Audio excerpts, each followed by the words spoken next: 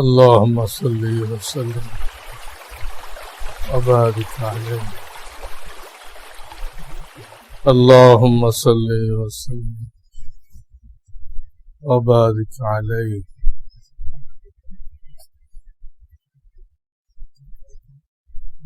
الحمد لله وكفى وسلام على عباده الذين اصطفى. أما بعد، فأعوذ بالله من الشيطان الرجيم. بسم الله الرحمن الرحيم. عليها ملائكة غلاظ شداد لا يعصون الله ما أمرهم ويفعلون ما يؤمرون.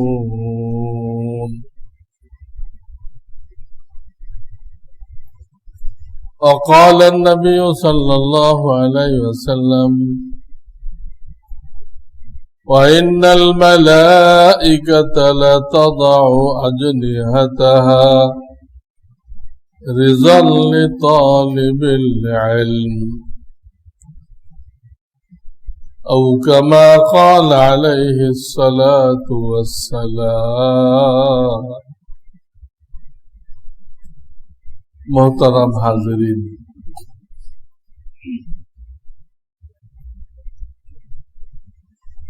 মৌলিক কথা চলতেছিল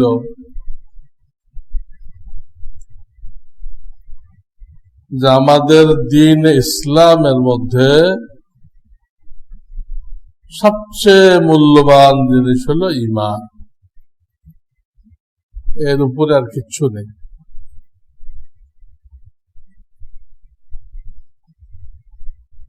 কিন্তু এটার ব্যাপারে আমরা সবচেয়ে উদাসীন।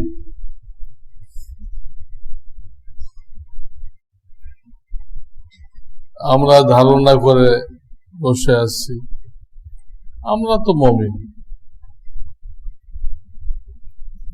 অথচ ঈমানের কোন মেহনত অধিকাংশই আমরা করিনি। না করেই মনে করতেছি মুসলমানের ঘরে আসছি, আমি মুমিন, অথচ এটা কোনো জরুরি না। নবীর ঘরে এসেও মুমিন হয় নাই। কিনান তো নূহ আলাইহিস সালামের ছেলে ছিল, কিন্তু সে তো মুমিন ছিল না, প্লাবনের শেষ হয়ে গেছে। এই জন্য নারী পুরুষ, বাপ বেটা, ছেলে মেয়ে, প্রত্যেকের এই ব্যাপারে আলাদা মেহনত করতে হবে, আলাদাভাবে এলেম শিখতে হবে। ঈমান কি? বলতে চারটে জিনিস লাগবে: সঠিক বিশ্বাস, গলত বিশ্বাস যেটাকে কুফরি, শিরকি, মুনাফিকি আলামত বলে, এগুলো থেকে ঈমানকে খালি করা। এইগুলো থাকলে ওই ঈমান গ্রহণযোগ্য না, বাতিল।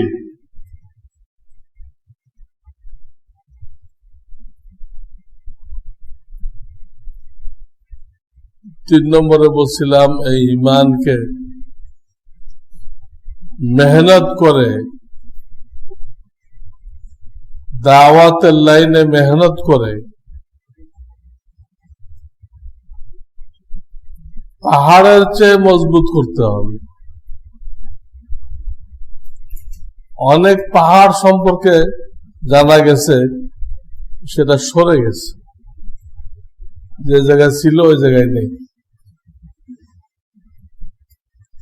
কিন্তু ঈমান থেকে মুমিন এক চুল সরবে না। তার জিন্দেগিতে যা আসুক না কেন, আসুক, সবকিছু মেনে নেবে। ঈমানের যে পয়েন্ট গুলো এখান থেকে সরবে না, কোনোভাবেই না।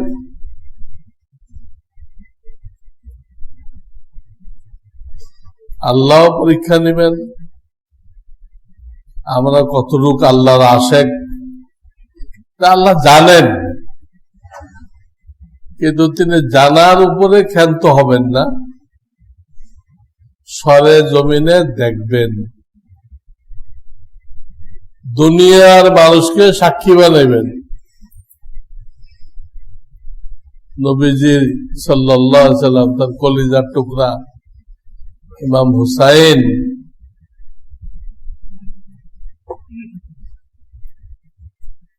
তার ভাগ্যে ছিল সর্বোচ্চ মাকাম সাইয়্যিদুশ শুহাদা, কিন্তু আল্লাহ তো এমনি দিলেন না, তাকে সেই কারবালার মরু প্রান্তরে কঠিন পরীক্ষা দিতে হল। এই মুসলমান নামের মুনাফিকরা তার মাথা কেটে নিয়ে গেল, নাউজুবিল্লাহ, এজিদের পুরস্কার পাওয়ার জন্য। এত কষ্ট দেওয়ার কি দরকার ছিল? দরকার এই ছিল যখন হাসরের ময়দানে ওনাকে বিরাট মর্যাদায় ভূষিত করা হবে, তখন কারোর জন্য আপত্তি না থাকে, কেউ এ কথা বলতে না পারে, উনি তো নবীদের কলিজার টুকরা, এই জন্য আল্লাহ একটু ওনাকে বাড়াই দিছে। এইটা বলার কোন সুযোগ আল্লাহ রাখে নাই। ওনার নিজের কোরবানি দিয়ে উনি নিজে উপরে উঠছেন, তৌফিক আল্লাহ দেয়, কিন্তু বাহ্যিক ভাবে তো উনি কোরবানি পেশ করছেন, নিজের খানদানকে শহীদ করাইছেন। এই পরীক্ষার মাধ্যমে আল্লাহ উপরে নেবেন। এদিক দিয়ে ইবলিস বসে আছে, কখন আপনার আমার ঈমান লুট করতে পারে, কোন ফাঁকে। বিশেষ করে আমরা যখন বিপদে পড়ি তখন ইবলিস নানান ভাবে চেষ্টা করে, তুমি এতদিন ইবাদত বন্দী করলে কি লাভ হলো তোমার? আল্লাহ তো তোমার দিকে খেয়াল করলো না, লাভটা কি তোমার? এই ধোঁকা দেয়। আমরা তো দুনিয়াতে পাওয়ার জন্য ইবাদত করতেছি না, আল্লাহ তো বলে রাখছে মালিকি ইয়াউমিদ্দিন, তোমাদের কর্মফল আমি হাসরের ময়দানে দিব। দুনিয়ায় কিছু ছিটা ফোটা পাওয়া যাবে, ভিন্ন কথা, আসল পুরস্কার তো আল্লাহ নির্ধারণ করে রাখছেন, নির্ধারণ হাসরের ময়দানে দিবেন। দাড়ি পাল্লায় ওজন বেশি আসবে, আমল নামা ডাইন হাতে আসবে, হাউজে কাউসার থেকে পান করবে, পুলসেরাত বিজলির মতো পার হয়ে যাবে। ইবলিস কিন্তু বসে আছে বিভিন্ন মোড়ে মোড়ে, ছিনতাইকারী ডাকাত বসে থাকে, সুযোগ পেলে আমাদের মালামাল নিয়ে যায়। এরকম মোড়ে মোড়ে জীবনের বাঁকে বাঁকে ইবলিসের বাহিনী বসে আছে। এই জন্য ঈমানকে মজবুত করতে হয়। তাহলে এই দুটো ক্ষেত্রে আল্লাহ যদি পরীক্ষা নেয় সেখানেও পাশ করবে, ইবলিস যদি হামলা করে সেখানেও পাশ করবে। এই দুই কারণে ইমানকে মজবুত করতে হয়। এমনি ইমান তো আছে, এটা তো কচুর পাতার পানি, একটু নাড়া লাগলে পড়ে যাবে।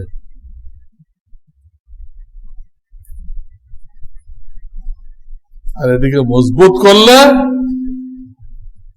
দুনিয়া ধ্বংস হয়ে যাবে, পাহাড় উড়ে যাবে, সে তার জায়গায় দাঁড়ায় আছে।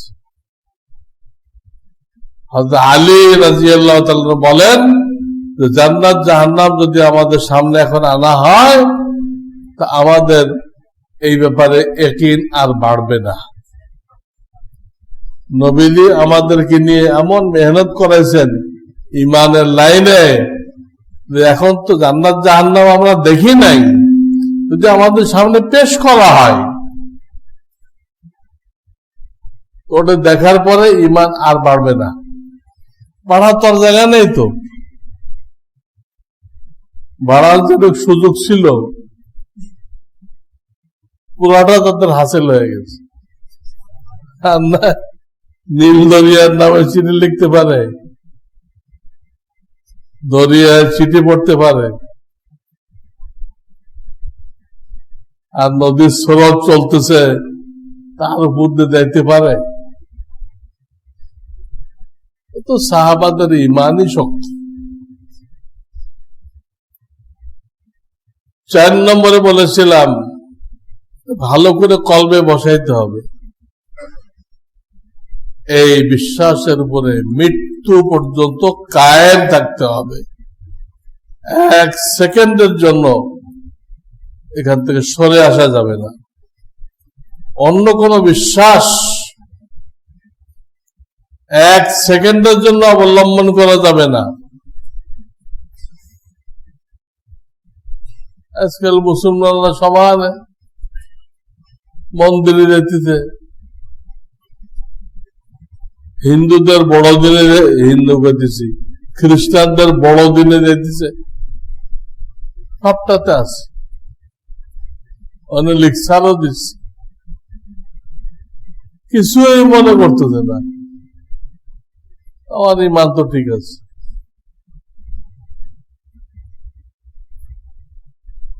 মূর্তির ঘরে দিয়ে লিখসার দিলেন না, আমার ইমানও ঠিক আছে, সম্ভব। এই জন্য মৃত্যু পর্যন্ত এমন কোন কাজ করা যাবে না যেটা দ্বারা ইমান নষ্ট হয়ে যায়। 4টে কথা আমরা কলবে বসাই নেই। আমার আকীদা বিশ্বাস সহি হইতে হবে, ভুল আকীদা থেকে বাঁচতে হবে, ইমানকে শক্তিশালী করতে হবে, ইমানের উপরে মৃত্যু পর্যন্ত কায়েম থাকতে হবে। একদম মুখস্থ হয়ে দেওয়া দরকার। তো দ্বিতীয় পয়েন্টের উপরে আলোচনা চলতেছিল, ভুল বিশ্বাস কি।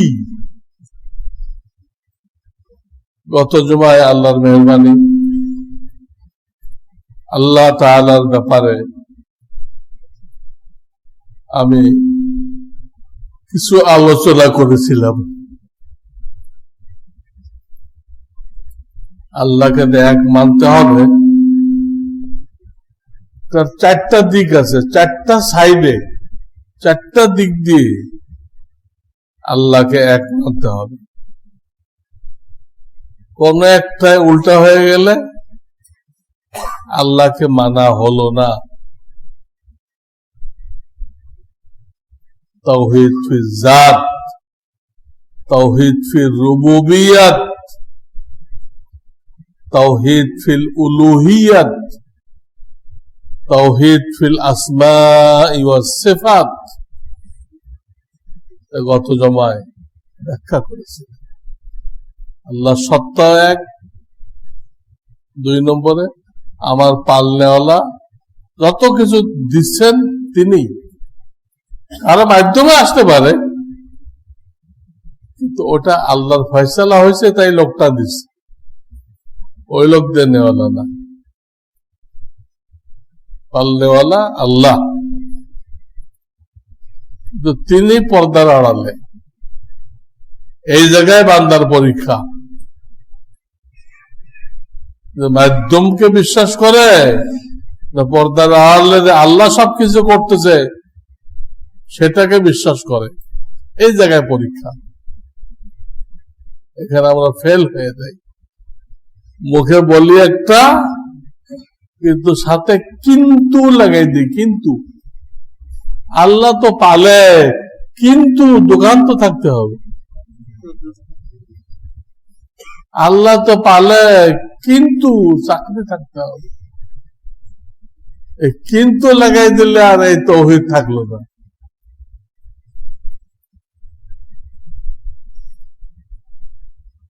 আল্লাহ এগুলোর মুখাপেক্ষী না। আমি বলছিলাম 40 বছর পর্যন্ত বানি ইসরায়েলকে দুনিয়ার কোন সামান ছাড়া পালছেন, দেখাই দিছেন। যদিও আমাদের জন্য মাধ্যম দিয়ে পালবেন, মাধ্যম অবলম্বনও করতে হবে, সেটাও জরুরি। কিন্তু মাধ্যমের উপরে বিশ্বাস স্থাপন করা যাবে। এই মাধ্যমগুলো আমাকে পালে না, এগুলো আল্লাহর পিয়ন। আল্লাহ 3 নম্বরে বলেছিলাম তাওহীদ ফিল উলুহিয়ত, ইবাদত বندگی বলতে যা বুঝায় সব আল্লাহর জন্য, সব আল্লাহর জন্য, অন্য কারোর জন্য করা যাবে না।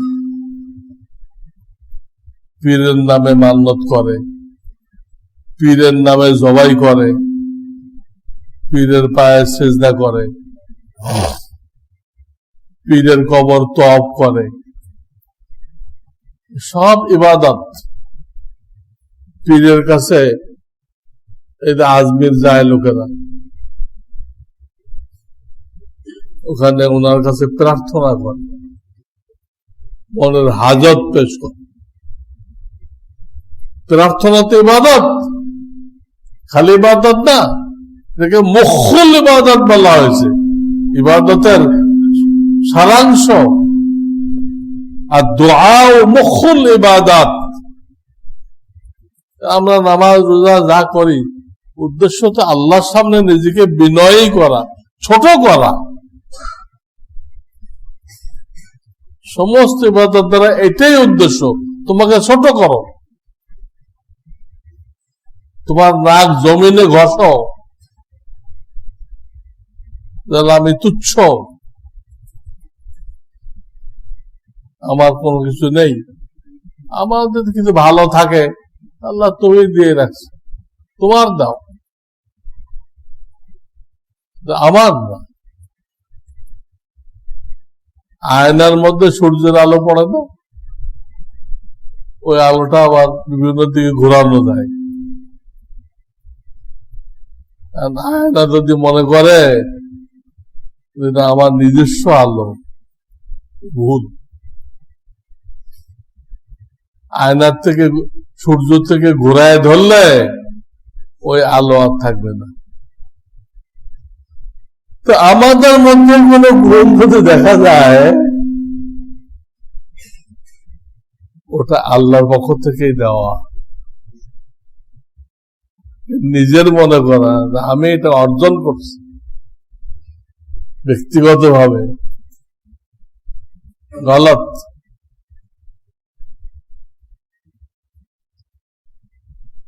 তো কোন ইবাদত, ইবাদত বলতে যা বুঝায়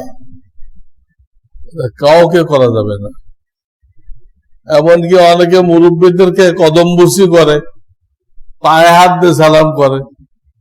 যদিও এটা জায়েজ রাখা হয়েছে, কিন্তু শর্ত লাগানো হয়েছে, তো মাথা সোজা থাকতে হবে।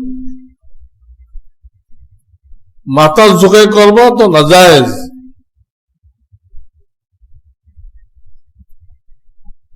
কিন্তু যান কোর্ট কাছারিতে, উকিলরা যখন দাঁড়ায় বিচারকের সামনে, পয়লা দেয় কিন্তু দাঁড়ায় সেজদা করে, মাথা ঝুঁকে। মাই লর্ড, কোথায় তোমার ইমান? হিন্দু গিল্ডা করতে পারে, ওদের 36 কোটি দেবতা, মুসলমান তো পারে না। যাই হোক, বহুত জরুরি জিনিস এগুলো। আমলের ত্রুটি ক্ষমাযোগ্য, ইমানের ত্রুটি ক্ষমাযোগ্য না। আর ইমান যদি ঠিক হয়, মজবুত হয়, নেক কাজগুলো সহজে হয়, গুনাহগুলো সহজে বর্জন করা যায়। আল্লাহ গুনাহমুক্ত জীবন চাইছেন আমাদের কাছে। তোমার ভিতরে গুনার চাহিদা রাখা হয়েছে, গুনার ভিতরে সাময়িক মজা রাখা হয়েছে। এই সব কিছু সত্ত্বেও তুমি আল্লাহর সামনে দাঁড়াইতে হবে এই ভয়ে গুনাহকে বর্জন করবা। দুনিয়াতে হুর পরি থাকবে, রাস্তাঘাটে হুর পরি পাওয়া যাবে, কিন্তু আপনি তাকাইতে পারবেন না।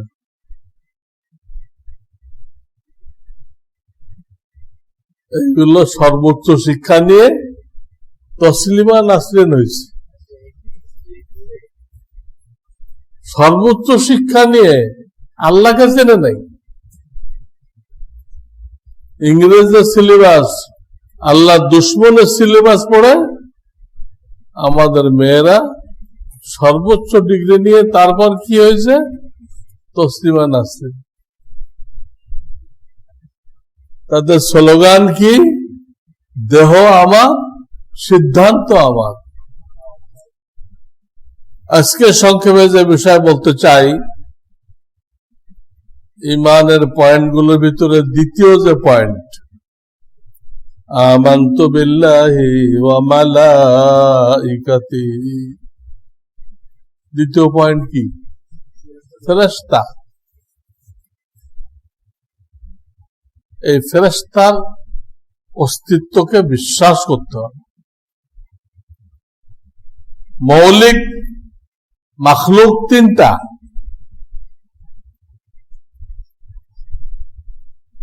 মানুষ, জিন, ফেরেশতা।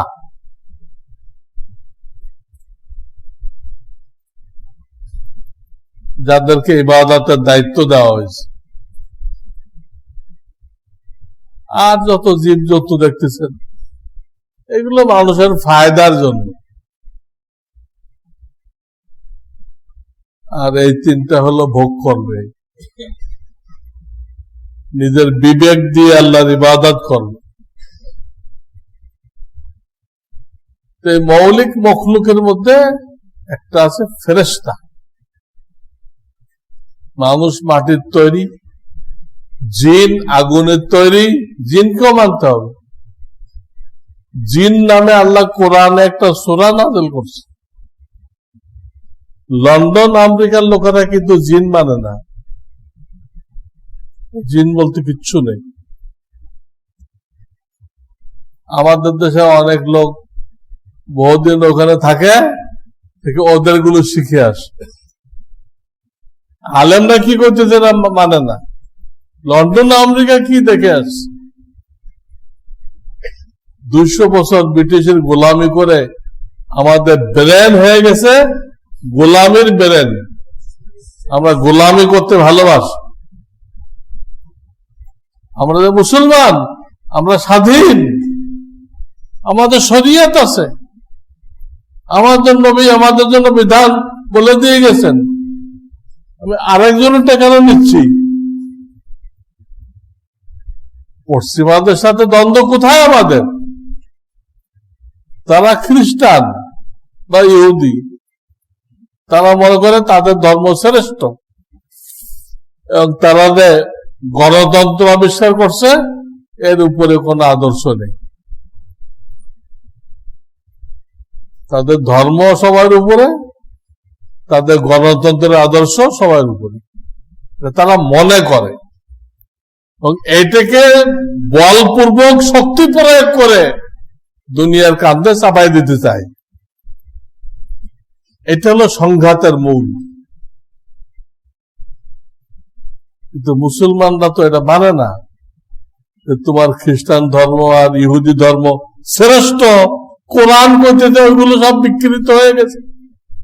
তারাই তাদের আলেমরা হাত দিয়ে ওর মধ্যে কত আয়াত লিখে দিছে, কত আয়াত গায়েব করে দিছে।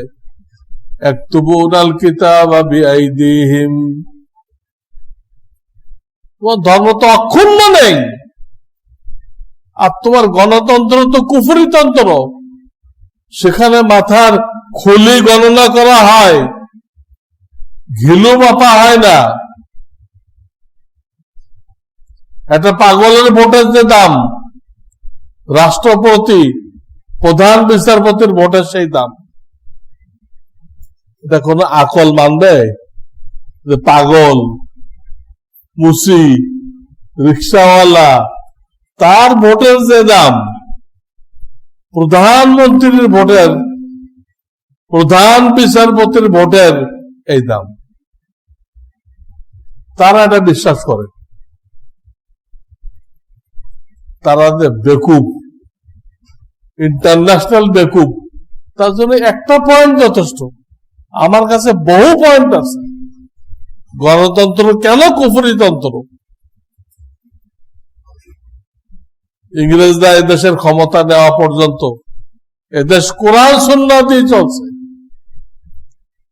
ইংরেজরা যাওয়ার সময় এই গণতন্ত্র আমাদের কাঁধে চাপাই দিয়ে গেছে। তার আগে কোন গণতন্ত্র ছিল না। আমরা চাইলেই তো ছুড়ে ফেলতে পারি না, আমাদের কাঁধে চাপাই দেওয়া হয়েছে। দোয়া করতে হবে, সবাইকে বুঝাইতে হবে। হয়তো আল্লাহ এক সময় সব মুসলমানদেরকে বুঝ দিলে বাদ হয়ে যাবে। আল্লাহর বান্দাদেরকে দেখেন, তারা ক্ষমতা এসে পয়লা চান্সে বলে দিছে নো গণতন্ত্র, কোন গণতন্ত্র নেই। মহিলাদের নিয়ে কোনো টানাহেঁচড়া নেই। আমাদের যে মৌলিক ভুলগুলো, ওগুলো পয়লা চান্সেই তারা বলে দিছে আমাদের এখানে কোনো গণতন্ত্র হবে না। পশ্চিমা গণতন্ত্র কাফেরদের জন্য। আমাদের কোরআন আছে, সুন্নাহ আছে, আমরা কেন পচা জিনিস ধার করব? কোরআন সুন্নাহ আছে। এটাতে নবীজি 10 বছর রাষ্ট্র চালাই গেছে, খুলাফায়ে রাশিদিন 30 বছর চালাই গেছে। এটা দিয়ে রাষ্ট্র চালাইছে। অর্ধেক বিশ্ব সাহাবাদের হাতে আসছে। রাষ্ট্র চালানো যায় না।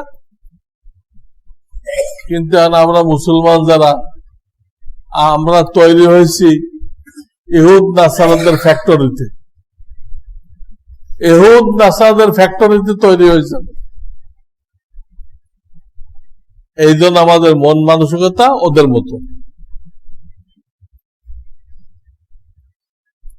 যদি ইসলামী ফ্যাক্টরিতে তৈরি হতাম, কোরআন সুন্নাহর সিলেবাস পড়তাম, তাহলে এই গোলামীর মনোভাব পয়দা হতো না। তো যাই হোক, একটা মখলুক হলো ফেরেশতা। বিশ্বাস রাখতে হবে এরা নূরের তৈরি। এরা পুরুষও না, মহিলাও না। এদের কোনো খানা পিনা লাগে না,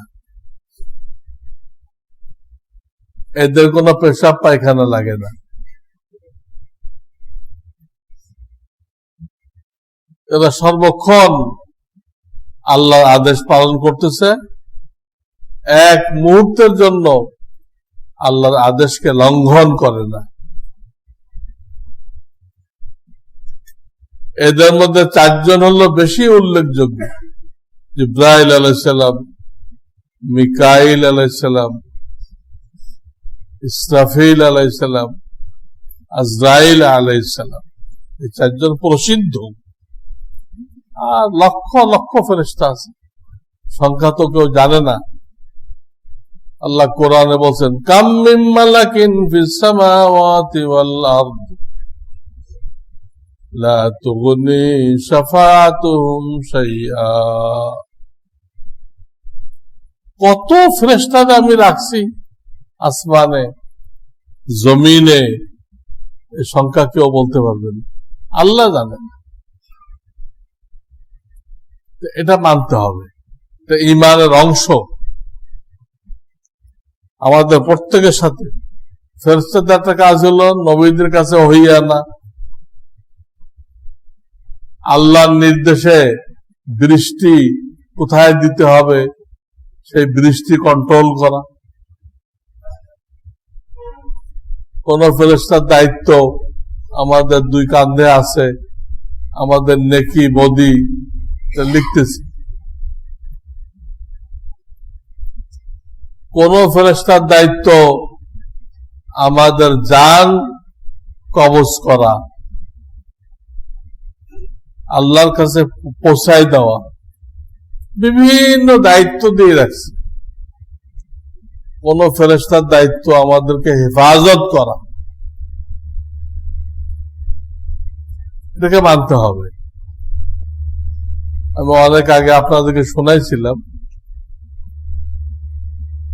এক ধর্ম সচিব, সে ইসলামের সব মানত, ফেরেশতা মানত না। বলতে এটা আমার মাথায় ধরে না, ফেরেশতা কি জন্য লাগবে, আল্লাহ তো সব পায়। সে আল্লাহ তো কইতে আমি ফেরেশতা বানাইছি, সেটা মানত না। সে ইংরেজিতে বই লিখছে, I am old, I am beautiful. কিন্তু আপনি ফতোয়া আনেন সারা দুনিয়া থেকে, সমস্ত আলেমরা ফতোয়া দেবে এই লোকের ঈমান নেই। ফেরেশতার কথা কত আয়াতে যদি অস্বীকার করে তার ঈমান নেই। আবার আর এক গ্রুপ আছে মানে,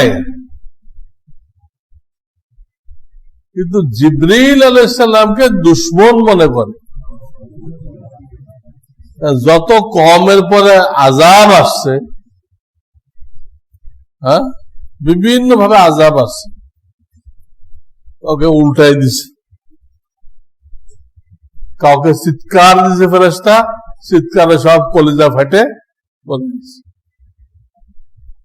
কাউকে ভূমিকম্প দিয়ে মারছে, কাউকে পানিতে ডুবাই মারছে, কাউকে 8 দিন বাতাস প্রবাহিত করছে একটা না, সব মরে গেছে, কেউ টিকতে পারেনি। তো ইহুদিরা জিবরাইলকে কেন দুশমন মনে করত? এই আযাবগুলো উনি দিছিল। আর উনি কি নিজের পক্ষ হতে দিছিল না আল্লাহ আদেশে দিছিল? দুশমন মনে করে। কোরআন শরীফ আছে, কুল মান কানা আদুওয়ান লিজিবরিল, প্রথম পারা। তারা নবীদিকে বলছিল আপনার কাছে তো অন্য কেউ ওহী আনতো তাহলে আমরা মানতাম, কিন্তু এই লোক কেন আনে? এই লোক তো এই সমস্ত আযাব দিছে আমাদেরকে। তারপরে আমাদের নবীর উপরে কঠিন কঠিন হুকুম নিয়ে আসছে, যাকাত দিতে হবে। আমি এত কষ্ট করে মাল কামাই করলাম, আমার যাকাত কেন দিব? উনি নাকি কঠিন কঠিন হুকুম লয়ে আসছে। তাই তারা বাহানা বের করছে, উনি আপনার কাছে আনে কেন ওহী, এই জন্য আমরা মানতে পারতেছি না। মিকাইল যদি আনতো তাহলে আমরা মানতাম। শয়তান। আমাদের সমাজে ফেরেশতাদেরকে কেউ দুশমনী মনে করে কিনা? কিছু মূর্খ লোক আছে, তারা আজরাইলকে দুশমন মনে করে। এই লোকটাই তো আমার বাপরে নিয়ে গেল।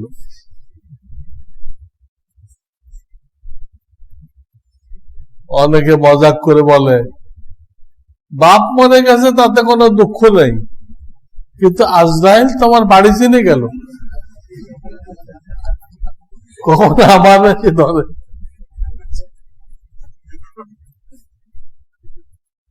যখন টাইম হবে ওর বাড়ি চেনা লাগবে না। এক হাদিস আছে, তোমাদের সামনে একটা প্লেট, যেরকম প্লেট, এর মধ্যে মাছ আছে, গোশত আছে, সবজি আছে, যেটা মনে চায় খাইতেছি। আজরাইল আলাইহিস সালামের সামনে গোটা পৃথিবীটা একটা প্লেটের মতো। তোমার বাড়ি এবার চিনা লাগবে কেন? দুশ্মন মনে করো। তুমি সারা জীবন তার জন্য ইবাদত করলা, তুমি কি চাও না সে আল্লাহর সামনে যায় এই ইবাদতের পুরস্কার নিবা? চাও না? সব মানুষ চায় যে আল্লাহর জন্য এত কোরবানি করলাম, সুদ খাইলাম না, ঘুষ খাইলাম না, ঢাকায় একটা বাড়ি হলো না, আল্লাহকে রাজি করতে দেয়। এসব অফিসার আল্লাহকে রাজি করতে দেয়, সুদ ঘুষ খায় না, এই যে ঢাকায় কোনো বাড়ি নেই, গাড়িও নেই, আর তার নিচের অফিসারের কর্মচারীদের কয়েকটা বাড়ি আছে। এই পার্থক্য, বিশ্বাসের পার্থক্য। তো যে আল্লাহর জন্য ইবাদত করলাম তার সামনে যাওয়াটা তো খুশির বিষয়, তিনি আমাকে পুরস্কৃত করবেন। তো তার কাছে পৌঁছানোর দায়িত্ব তো এই ফেরেশতা, যাকে আপনি দুশ্মন মনে করতেছেন, তিনি তো আপনার পরম বন্ধুর সাথে মিলাই দিচ্ছে। মিলাই দিয়ে অন্যায় করলো না ভালো করলো? মিলাই দেওয়ার পরে তো আপনি জান্নাত পাবেন। দুশ্মন মনে করার কি হলো? মূর্খ লোকেরা মনে করে। আর সে জান নাই কি নিজের মত মতো না আল্লাহর হুকুম মতো? এক জামানায় তো ফেরেশতা মানুষের সুরতে আসতো, কিন্তু মানুষরা গালাগালি করত। যাদের কোন আত্মীয় রু নিয়ে গেছে, ওই লোকেরা, তার বাপ মরে গেছে, মা রু নিয়ে গেছে, গালাগালি করত। তোর আল্লাহ সিস্টেম পাল্টাই দিচ্ছে, তাকে আর দেখা যাবে না।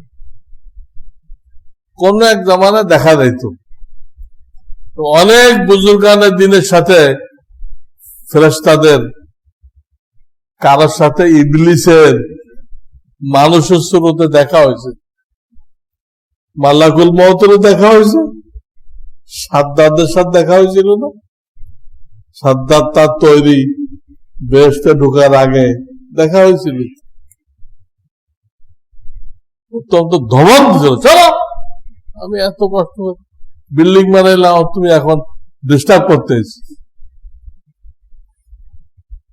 পরে যখন আইডি কার্ড পেশ করছে, আমি কে আপনি জানেন না?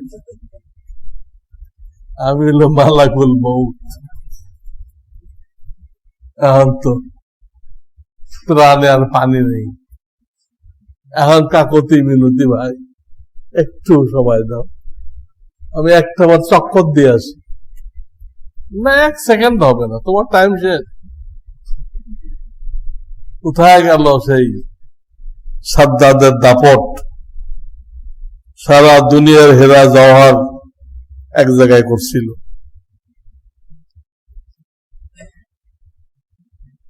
তো কোন কোন বুজুর্গের সাথে দেখা হয়েছে, তো ওই বুজুর্গ জিজ্ঞাসা করছে, ভাই মালাকুল মউত যেই আসে একটু খবর দিয়ে আসে, নোটিশ দিয়ে আসে, আমাদের কাছে যেই আসে আগে একটা খবর দেয় আমি আসতেছি, কিন্তু তুমি যে আসো তুমি তো কোনো নোটিশ দাও না, আমরা তো বিপদে পড়ে যাই, অপ্রস্তুত অবস্থায় দুনিয়াতে চলে যায়। তখন মালাকুল মউত অর্থাৎ আজরাইল আলাইহিস সালাম বললেন, জনাব আমি অনেকগুলো নোটিশ দেই, কিন্তু সমস্যা এখানে হয়েছে মানুষেরা আমার নোটিশ গুলোকে নোটিশ মনে করে না।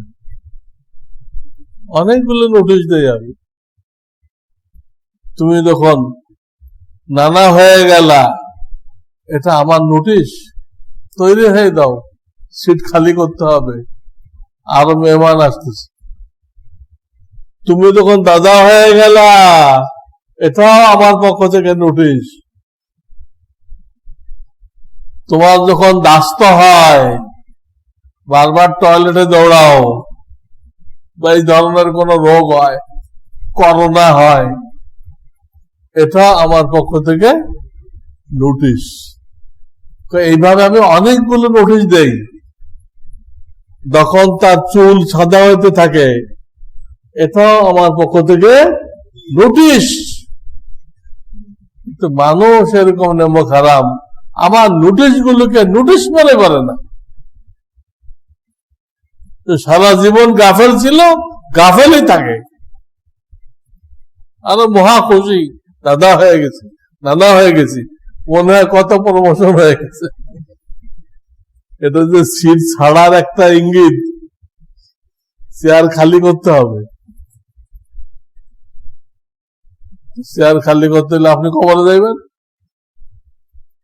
যাই হোক, আজকের বয়ানের সার কথা হলো, ফেরেশতা সম্পর্কে বিশ্বাস রাখতে হবে, তার সম্পর্কে কোনো দুশ্মনী রাখা যাবে না, মুহাব্বতের নজরে তাদেরকে দেখতে হবে, এবং তারা বিভিন্ন দায়িত্বে আছে। ইনকুল্লুল্লাম্মা আলাইহা হাফিজ, এই আয়াত আল্লাহ বলতেছেন, প্রত্যেকটা মানুষের উপরে আমি হেফাজতকারী ফেরেশতা দিয়েছি। আপনার আমার প্রত্যেকের সাথে হেফাজতকারী ফেরেশতা আছে।